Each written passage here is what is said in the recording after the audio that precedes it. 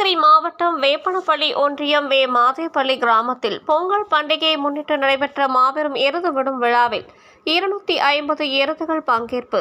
குறிப்பிட்ட தூரத்தினை விரைவாக கடந்த எருதுகளுக்கு பரிசு தொகை உள்ளிட்ட பல்வேறு பரிசுகள் வழங்கப்பட்டது. இதில் ஏராளமானவர் உற்சாகத்துடன் பங்கேற்பு. கிருஷ்ணகிரி மாவட்டத்தில் கிராமங்கள் தோறும் பொங்கல் பண்டிகையை முன்னிட்டு நடைபெற்ற எருது மற்றும் கன்று விடும் திருவிழாக்கள் நடத்துவது வழக்கம். அந்த வகையில் கிருஷ்ணகிரி மாவட்டம் வேப்பனப்பள்ளி ஒன்றியம் மாதேப்பள்ளி கிராமத்தில் பொங்கல் பண்டிகையை முன்னிட்டு மாபெரும் எருது விடும் விழா நடைபெற்றது.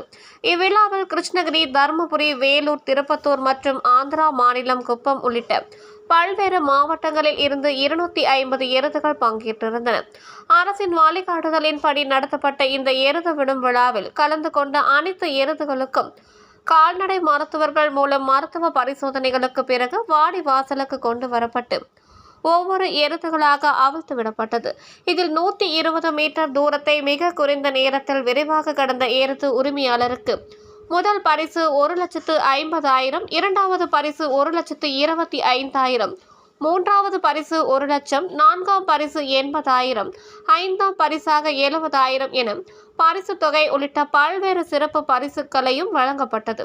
எருது விடும் விழாவில் ஆயிரக்கணக்கான மக்கள் மத்தியில் அவிழ்ந்து விடப்பட்ட எருதுகளை இளைஞர்கள் தட்டி உற்சாகப்படுத்தினார்கள்.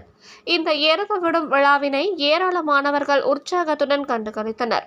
இந்த விழாவிற்கான ஏற்பாடுகளை மாதேப்பள்ளி ஊர் பொதுமக்கள் மற்றும் இளைஞர்கள் சிறப்பாக செய்திருந்தனர்.